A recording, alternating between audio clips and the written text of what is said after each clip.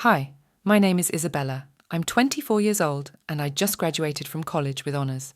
But that's not the only thing that changed my life that day. For most of my life, I believed I was simply the forgotten granddaughter, the one who didn't matter, the one who got left behind.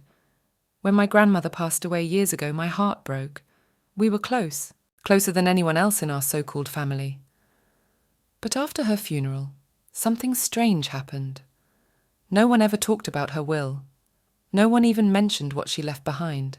I was just a teenager then, too young to question the silence, too naive to fight for the truth. So I let it go. I studied, I worked, I struggled. I built myself from the ground up. But on my graduation day, as I stood there in my cap and gown, everything I thought I knew shattered. An old man in a suit walked up to me, holding a sealed envelope with my name on it. And from the moment I opened it, my entire world changed. You see, my grandmother didn't forget me. She never did. But someone else made sure I never knew what she left for me. This is the story of what they tried to bury, and how the truth came back right on time. It was one of those days I thought I'd never forget. The kind that's supposed to be perfect. The sky was clear, the sun golden, and my mother was actually smiling. It was my college graduation. 4 years of working nights, juggling scholarships, and drinking way too much cheap coffee. It all led to this. I stood in my cap and gown, smiling for pictures with classmates, professors, and the occasional cousin who suddenly remembered I existed. My family had come too, at least the ones who liked being seen in photos. My uncle shook my hand stiffly. My aunt gave me a pat on the shoulder as if I was a dog who'd fetched a good stick. No one asked how I felt. No one ever did. After the ceremony, I wandered away from the crowd to catch my breath. That's when I saw him. An older man, in a dark tailored suit, holding a sleek leather folder in one hand. He was standing near the steps, scanning the crowd like he was waiting for someone specific. Then his eyes landed on me, and he smiled. "Miss Isabella Carter?" he asked, his voice calm, professional. I nodded cautiously. He reached into his folder and pulled out a sealed envelope, thick, with my full name handwritten in elegant cursive. "My name is James Whitmore," he said. "I was the personal attorney of your grandmother, Eleanor Carter. She instructed me to deliver this to you personally on the day of your college graduation." I blinked. My hands trembled as I took the envelope. I hadn't heard that name in years, not since they buried her and my world went silent. "She left something for me?" I asked. He nodded gently. "More than something, Miss Carter. She left everything." My heart stopped. Everything? I looked back at my so-called family, laughing, toasting, posing for their filtered photos, and suddenly I understood. They knew. They always knew. But today, they couldn't hide it anymore. Because my grandmother made sure the truth would find me. And it just had. I stared at the envelope in my hand like it was a stick of dynamite. My name, Isabella Carter, written in looping gold ink, the same way my grandmother used to sign Christmas cards. My chest tightened.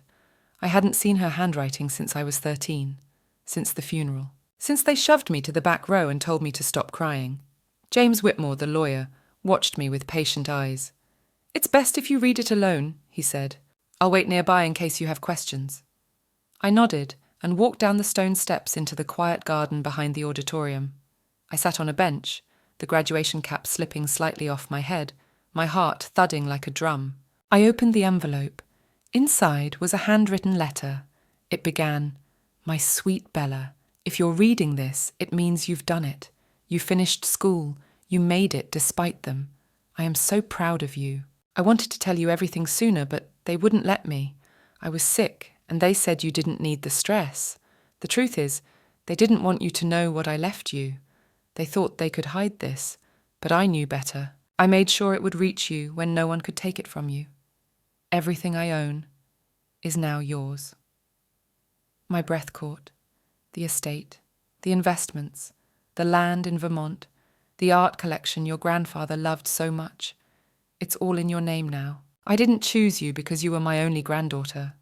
I chose you because you were the only one who saw me as more than my money, because you stayed by my side, even when they told you not to, because you asked about my heart, not my bank account. Don't let them scare you, you are strong. And now you have everything you need. Love always. Grandma Ellie. Tears blurred my vision, my hands shook. 100 emotions hit me at once: relief, rage, heartbreak, and something new: power. I folded the letter slowly, wiped my face, and stood up. That's when I saw them. My mother, uncle, and cousin were coming toward me, their smiles tight, their eyes calculated. They had seen me talking to James. They had seen the envelope. And they knew. They were coming to take control. But it was too late, because this time I had the truth. And the truth had a name on it. Mine. They moved like wolves circling a meal, smiling too wide, stepping too close. My mother reached me first. Her voice was coated in sugar, but her eyes betrayed panic. "Oh, Bella, sweetheart, what a beautiful ceremony. We're all so proud of you," she said, reaching for my shoulder like we hadn't spent the last 4 years barely speaking. Behind her, my Uncle Richard adjusted his expensive tie, pretending to admire the garden. My cousin Alicia trailed a step behind them, arms crossed, chewing gum like this was some casual drop-in. I slipped the letter into my handbag and met their gazes one by one. "I saw James Whitmore," my uncle said. "He's a strange man to invite to a graduation. Did he mention something?" My mother tried to smile. "You know, darling, your grandmother's estate was complicated. She was confused near the end and—" "She wasn't confused," I interrupted. Silence. "She was more lucid than any of you gave her credit for," I continued, voice steady, even as adrenaline raced through me. "And she made her decisions long before she passed, including who she wanted to inherit her legacy." My cousin scoffed. "Oh, please. You think a piece of paper is going to hold up in court? Grandma was old, sick. They'll say it was forged." I stepped forward. "It's notarized, it's legal, and it was meant to find me today after I graduated. She knew you'd try to block it. That's why she waited. That's why she trusted James, not any of you." Their faces shifted in unison, from performative warmth to naked threat. "We built this family name," my uncle growled. "You think you're entitled to everything just because she liked your little visits and letters?" My voice hardened. "I don't think I'm entitled. I earned her love. I didn't fake it for inheritance. I didn't abandon her when she got sick. I didn't call her crazy or try to medicate her into silence." My mother's jaw clenched. "And you," I said to her, "you told me she didn't want to see me, that I shouldn't go to the hospital, that it would upset her. But she wrote in the letter." "You were lying," Alicia's voice cracked. "You have no idea how hard this family worked to build everything. You're just the girl who showed up for tea and stories." I smiled coldly. "And that girl is now the legal owner of the entire estate, the art, the house, the land, the trusts." Their faces fell. "You hid the truth from me for years, but Grandma Ellie made sure it wouldn't stay buried." They stood there, silent, seething, and for the first time in my life, I wasn't afraid of them. 2 days later, I stood at the front gates of my grandmother's estate, an enormous property nestled on the edge of the countryside, where the hills rolled in soft green waves, and the breeze carried the faint scent of lavender and pine. I had only been here a handful of times as a child, and always with supervision, quick, polite visits. I was never allowed to roam freely, never permitted to sleep over. I used to think it was just because I wasn't old enough, but now I realized they had been keeping me out, even then. The iron gates opened slowly at the sound of my name. I walked up the long stone path alone, my shoes clicking against the pavement, echoing with every step, like a countdown.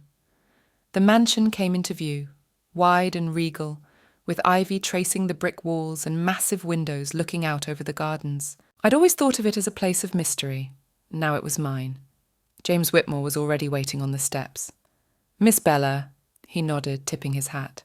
"Your grandmother made it clear, the estate is yours. And not just the property, the contents, the vault, the accounts, the holdings." I swallowed hard. "This is real?" "As real as it gets," he smiled. "And I was instructed to give you this." He handed me a small box, no bigger than a book, wrapped in soft blue velvet. Inside was a key, and beneath it, a folded letter. My heart thudded. "My dearest Bella, if you're reading this, then you've already stood up to them. I'm proud of you. You always had a quiet strength, one they never understood and never bothered to look for. They saw your kindness as weakness, But I saw you, truly saw you. This house has secrets, rooms that were kept closed to you. Now you have every right to open them. I held the letter to my chest for a moment. Then I turned to the door. Inside, the house was colder than I remembered. Majestic, yeah. Chandeliers, oak staircases, portraits of ancestors I barely knew, but also untouched, preserved like a museum. Silent. I walked slowly, my fingers brushing the banister. Every creak of the floorboard sounded like a voice from the past.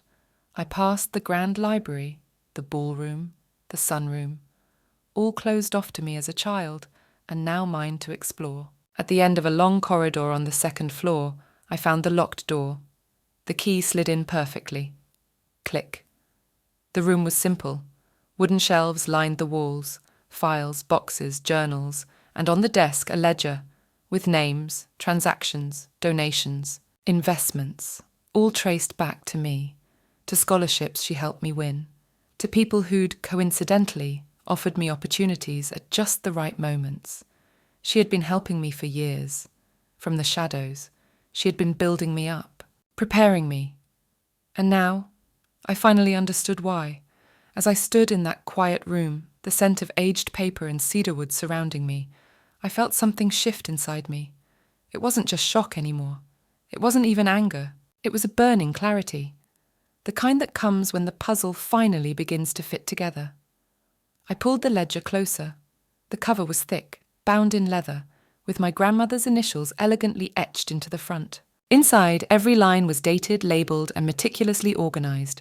On the first page, in her handwriting, was a title, "For Isabella, when the time is right." I turned the pages carefully, my eyes scanning each entry. There were transactions I didn't recognise at first. Donations made in my name, anonymous payments toward my tuition, contributions to a children's hospital under an alias I suddenly realised had the same initials as mine. She had been orchestrating everything quietly, shielding me from the rest of the family, building a legacy that no one else even knew existed. And then, I found the entry that made me stop breathing. Trust transfer, contingent upon completion of university. Beneficiary, Isabella Grace Morgan. Amount, $200 million. My vision blurred for a moment. I had imagined wealth, yes. But this was beyond anything I could have expected. A trust so large it could change not just my life, but generations after me. There was also a sealed envelope tucked between the pages. I broke the seal with shaking fingers. It was another letter. My darling Bella, if you're reading this, then you've graduated. And I hope you did so proudly. I wanted to be there, but they made that impossible. They erased me from your life, because they were afraid of the bond we shared. But blood does not determine love, nor does silence erase truth. This fortune is not a gift. It is your inheritance, earned through every kind act they mocked, every gentle choice they called weakness. Use it to build, to protect, to grow. But never forget, those who tried to hide this from you, they will come crawling back when they realize what they lost. I pressed the paper to my lips, whispering a soft, "Thank you." Just then, I heard the front door slam downstairs. Voices, loud, familiar. My heart thudded. They were here. They knew, and I wasn't going to hide anymore. The footsteps echoed on the marble floor like war drums. My aunt's sharp voice pierced through the hallway first, shrill, rehearsed, and filled with false warmth. "Isabella, darling, we heard you were in town. What a surprise!" I stepped out of the study, closing the door behind me with quiet resolve. The ledger was safe. The envelope was in my coat pocket, and the fire in my chest had turned from fear to purpose. They stood in the grand foyer, just as I remembered them, polished and plastic. My Uncle Richard, with his too white smile, Aunt Camille in her pearl necklace and empty eyes, and behind them, my two cousins, Vivian and Marcus, looking more annoyed than concerned, dressed like they were heading to a brunch, not confronting a girl they tried to erase from their family's legacy. I folded my arms, my voice calm. "How did you know I was here?" Camille blinked, feigning surprise. "Darling, we're family. Of course we keep track of each other." I smiled coldly. "Really? You didn't seem to care when I was in college, working 2 jobs to survive, or when no one showed up to my graduation." Richard cleared his throat. "Let's not be dramatic. We were giving you space." Space, I said, my tone sharp but even. Or were you giving yourselves cover to keep a letter hidden? The room went still. Their smiles faltered. I know about the inheritance, I said. I know Grandma left everything to me. I know what you did to keep it from me. Marcus scoffed. You've been listening to ghost stories. There's no proof of anything. I have the letter, I have the ledger, I have her trust documentation. I know everything. Vivian took a step forward, her voice low and scornful. You don't know what you're doing. That money was supposed to stay in the family. I met her gaze, unflinching. I am the family. The only one who ever sat by her bedside. The only one who listened. Who cared? Richard's voice raised, all civility dropping. You little brat. You think you can just waltz in here after all these years and take what's rightfully ours? I didn't flinch. No, I'm here to take what's rightfully mine. Just then, another door opened. A man stepped into the hallway, tall, grey-suited, briefcase in hand. The same lawyer who had come to me days before, Mr. Halbrook. He looked directly at the four of them and said, You'll need to leave the premises. Miss Morgan is now the sole legal owner of this estate. Any trespassing going forward will be met with court action. Their faces drained of colour. Camille's mouth opened and closed like a fish gasping for air. I watched them turn, slowly, reluctantly, and walk toward the door. As Richard passed me, he whispered, You'll regret this. I leaned in closer. No, you'll regret underestimating me. The door slammed behind them. I turned back to Mr. Halbrook. He nodded once, respectfully. They can't touch you now. But I knew this wasn't over. They wouldn't give up that easily, and I wasn't done yet. The estate felt quieter without them, but not peaceful. Not yet. The walls of my grandmother's home still echoed with secrets, and I wasn't finished uncovering them. I spent that night in the study, reading through the remaining letters my grandmother had hidden away. Her handwriting grew shakier with each page, but her voice never wavered. Each sentence was a thread of love stitched into a tapestry of wisdom, fear, and resolve. In one letter she wrote, They think money is legacy, but love, Isabella, love and truth, those are what we leave behind when we're gone. I saw who you were when you thought no one was watching. That's why I chose you. Her words lit something inside me, not just pride, but responsibility. This wasn't just an inheritance, it was a mission. The next morning, I called the lawyer. I want to open the foundation, I said. He sounded surprised. So soon? She wanted it, she planned for it. I'm not going to let her down. He paused, then agreed. I'll begin the paperwork. By noon, I was sitting in the same boardroom where they'd once laughed at me for wearing a second-hand blazer to Thanksgiving dinner. Now I sat at the head of the table. The board members looked tense, some skeptical, others curious. I took a deep breath and began. My name is Isabella Morgan, and I'm here to restore what this family name should mean. I talked about the scholarship fund my grandmother had wanted to set up for underprivileged youth. I shared her letters, her dreams, her instructions, so meticulously recorded and hidden from the rest of the family. I'm not just here to inherit, I'm here to build, to honour the only woman who ever saw me for who I truly was. One of the older board members, a man I remembered from childhood, always quiet, leaned forward. Your grandmother spoke of you often, he said. Said you were the only one who listened, the only one who ever asked her about her dreams. I nodded, my throat tight. That's because she was the only one who ever asked about mine. There was silence. Then slowly, the room changed. Heads nodded, eyes softened. The tide was turning, and then the door opened. Vivian walked in, no longer smirking, no longer polished. Her heels clicked hesitantly across the tile. She looked at me, not with hatred, but something close to remorse. I just want to talk, she said quietly. The board looked to me. I stood, calm, steady. Then talk. Because now I decided who had a voice in this room. Vivian sat across from me, the same sister who once called me invisible at the dinner table, who snatched gifts from under the tree and whispered that Grandma would never love a girl like me. But today, her voice trembled. I didn't know what the letter said, she said quietly, eyes avoiding mine. I mean, I saw the envelope, and I assumed it was just another of Grandma's emotional goodbyes. She looked older than I remembered, Or maybe guilt does that to a person. I stayed silent. Let her fill the space between us with whatever version of the truth she could summon. She sighed. We were jealous, all of us. You had something we didn't. Not the money, not back then. It was the way she looked at you, like you mattered. I finally spoke. I did matter, even when you tried to erase me from the family. Her eyes shimmered. I know, I was cruel, and I don't expect you to forgive me. But when I found out the truth, about the inheritance, about the foundation, I realized she was right about you. I leaned forward, my voice firm but calm. Vivian, I didn't come here to punish you, but I'm not here to protect your comfort either. You let them hide her final wishes. That can't be undone. She nodded slowly. I understand. And now, I said, pushing a folder across the table, you can help me make it right. She opened it and blinked. A job? A role, I clarified.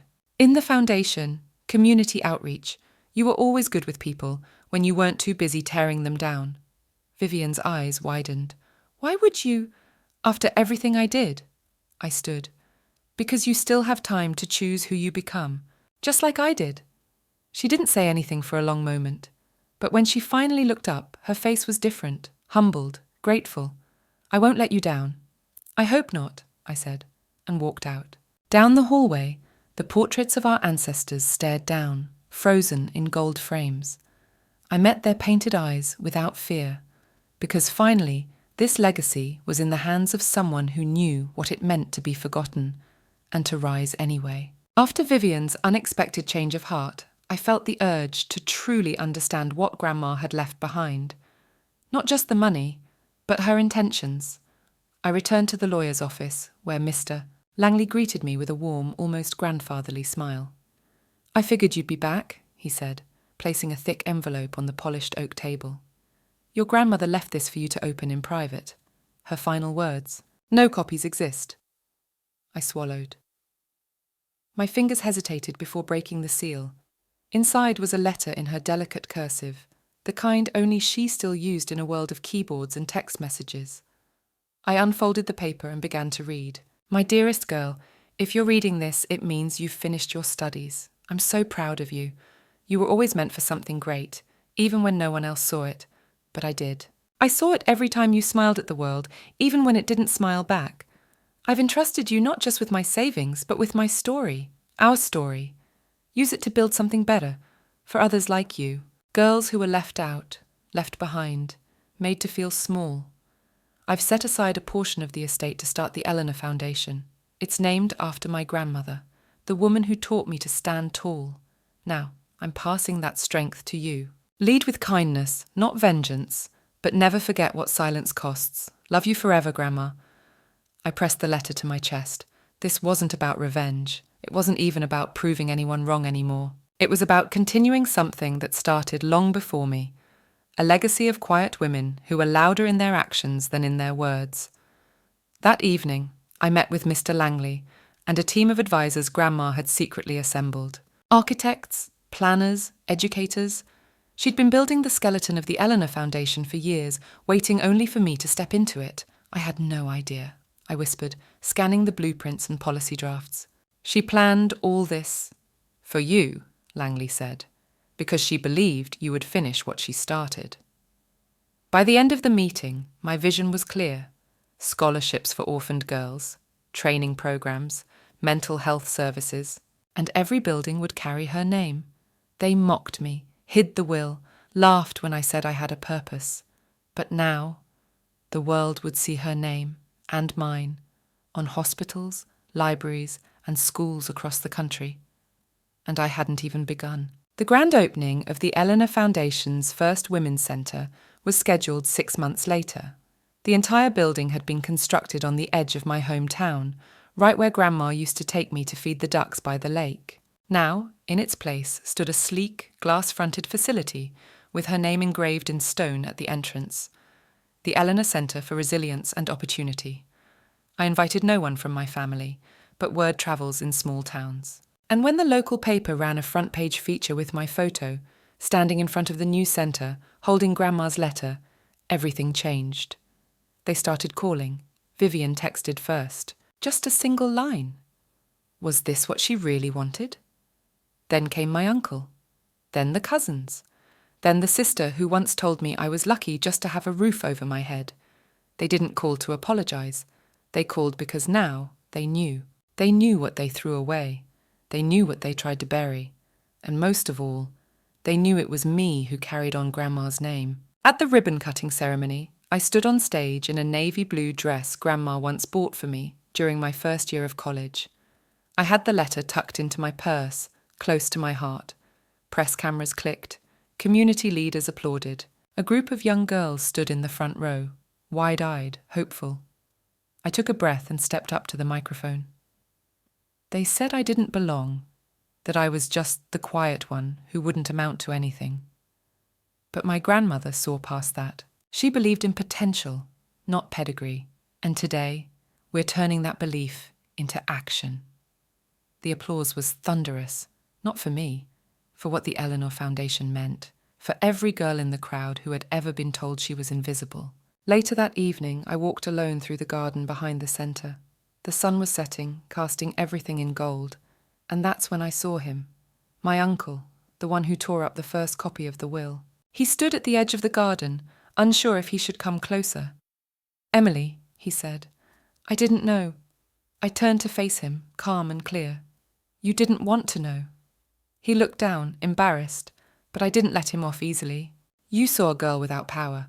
You underestimated the one person Grandma trusted most, and now you want a place in something you tried to destroy." He tried to speak. I didn't let him. "This isn't about you anymore." It never was.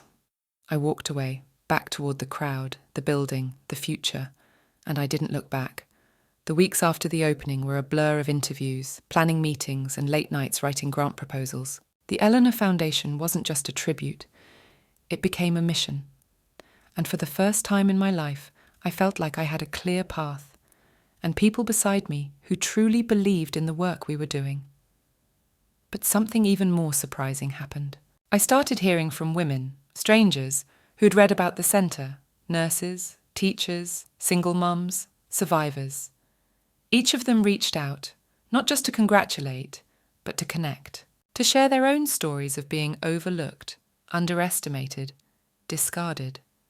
One letter stood out. It was handwritten, folded neatly, no return address, just a short message. "Your grandmother used to buy groceries for my family when I was a kid. No one ever knew. She changed our lives. You're doing the same. Keep going." That day, I sat in my office for over an hour just holding the letter, thinking about how kindness has a way of echoing across generations. Grandma never asked for credit. She just did what needed to be done. And now, so was I. And still, my old family kept trying to wedge their way back in. My cousin tried to drop by the foundation unannounced, pretending she was there for a tour. A week later, I got a request from my aunt asking if her son could intern at the centre, as if this was just another connection to exploit. I didn't answer either. Instead, I put my energy into the people who mattered, my team, the mentors who'd supported me through school, the staff at the shelter where I'd once volunteered, the women who showed up every day to rebuild their lives with courage I could only admire. They were my real family now, and when I looked around at our Friday meetings, laughter, not judgment, respect, not suspicion, passion, not pride. I knew that Grandma's legacy had never been about money. It was about dignity and love and choosing to see someone's worth before their wealth. In this new chapter of my life, I wasn't just the girl they once ignored at a will reading. I was the woman building something bigger than any of them could ever steal. It was a rainy Thursday afternoon when the receptionist buzzed me. Christina, there's a woman here asking to speak with you. Says she's your aunt." I froze. My first instinct was to say no, to send her away like the dozen emails I had ignored. But something in me said face it. Not for them. For me. I walked out to the reception area, and there she was, Aunt Lorraine. Designer trench coat, dripping umbrella, face polished like she'd walked out of a glossy lifestyle magazine. She looked around the modest lobby with thinly veiled judgment. "I'm not here for trouble," she said softly when our eyes met. "I just wanted to talk." I gestured to a side meeting room. We sat. She looked uncomfortable in the basic chair. I didn't offer her tea. "I didn't know, Christina," she began. "None of us did. About what Mum really felt for you. About the will. We thought—" "That I wasn't worthy?" I offered calmly. She looked down. "We were wrong," she whispered. I waited. Not because I needed her apology, but because I wanted to hear what she thought came next. We'd like to be part of this foundation," she said after a moment. "Maybe donate, volunteer. I know we've made mistakes, but this legacy, it's part of our family too." I took a long breath and leaned forward, locking eyes with her. "No," I said gently. "This legacy is mine. Grandma trusted me with it because I saw her, not just her money. You all had your chance to care about her when it mattered. Now you want to ride the wave of what she left behind." Her face tightened. "So that's it? You just shut us out forever?" I smiled, not cruelly, but with peace. "I'm not shutting anyone out. I'm just no longer building doors for people who only show up when the walls are gold-plated." She stood up stiffly. "You've changed." "No," I said. "I finally became who Grandma always believed I could be." She left without another word, and I turned back to my work, a woman whole, standing tall, with purpose in every step. Because sometimes the real inheritance isn't money. It's the power to say no and mean it. The sun poured through the windows of my new office, not a towering skyscraper downtown. That was never my dream. It was a converted brick building in the arts district, with vines crawling up the side and a courtyard filled with wildflowers. It felt alive, just like the legacy I wanted to build. On the wall behind my desk hung a plaque, "The Elena Foundation Built on Kindness, Dedicated to Truth." That name, my grandmother's, meant more to me than any check ever could, and I made sure it would never be forgotten again. Every week, we held community lunches in the garden, scholarships for girls who had grown up in the system like I almost did, grants for young caregivers, partnerships with nursing homes where I used to work. And every month we told one story, of a woman overlooked, underestimated, and ultimately triumphant. It wasn't just philanthropy, it was justice, it was memory, it was me, rewriting everything that once made me feel small. And people began to notice. One afternoon, a local reporter came in for an interview. She looked no older than 25, nervous and earnest. "You're the girl from the story, right?" she asked, eyes wide. "The will reading, the hidden letter, the missing fortune." I smiled. "That's part of it, but the real story is what came after." She looked puzzled. After the money, after the drama, after the headlines. "When the cameras go away, that's when you find out who you really are." She scribbled something in her notepad, then paused. "And who are you now?" I looked around the room. The sunlight, the photos on the walls, the open door, the name Elena engraved in gold above the fireplace. And I said, "I'm someone who didn't give up, not when they forgot me, not when they lied, not when they locked the truth away in a letter and prayed I'd never see it. I found it, I lived it, and now I share it." She put her pen down. "I think that's the headline." I laughed gently. "No, that's the beginning." Because for the first time in my life, I wasn't part of someone else's ending. I was the author now. The irony never left me, that while my entire family gathered in that grand estate 2 years ago, sipping champagne and waiting for their names to be read in the will, I was walking alone under rainy skies, trying to find the next shift that would pay for my textbooks. They'd lied to me. They told me there was no will, that Grandma had left nothing behind, that her mind had slipped too far to write anything down, that I, her closest soul, had no claim. And I believed them. Because back then, I still trusted that blood meant something. But as I stood in the lawyer's office, fresh from graduation, that degree in my trembling hands, and he placed a sealed envelope on the mahogany desk, I felt it all fall away. He looked up from his papers, kind eyes soft. "She wanted you to have this when you finished what she called your real inheritance. Knowledge, strength, dignity." I opened the letter, my grandmother's handwriting, flowing, powerful, familiar. "You were always the light in my final days, the one who asked how I felt when others wanted to know what I owned. I saw your heart, child. That's why I left it all to you. And if you're reading this, You earned it. The tears that hit the paper weren't from the money. It was the truth. The confirmation that I hadn't imagined our bond, that I wasn't disposable, that love had been real. And as the lawyer unrolled the full document, shares, assets, properties, totaling over $200 million, I didn't feel rich. I felt seen. The next call I made wasn't to a bank. It was to the nursing home where she'd spent her final year. I'd like to sponsor every resident's care for the next 5 years, I said, and I'd like to visit often. Because the real wealth wasn't what I received. It was what I finally had the power to give. Hi again, it's still me, Isabella, the girl they forgot, the granddaughter they erased, the one who didn't count until she did. That day at graduation changed everything. I wasn't just handed a diploma, I was handed the truth. The truth that my grandmother believed in me, even when no one else did. She didn't need applause or approval. She just needed to know I was safe. And she made sure of that, with a letter, a will, and a legacy. My family tried to bury the truth. They smiled in my face while stealing what was mine. But Karma, as always, arrived dressed in a suit, holding a briefcase full of receipts. When the lawyer read her final words, their faces collapsed like paper in the rain. Now I stand here, not just as the girl they ignored, but as the woman who inherited $200 million. And something even more priceless. Justice. The mansion? Mine.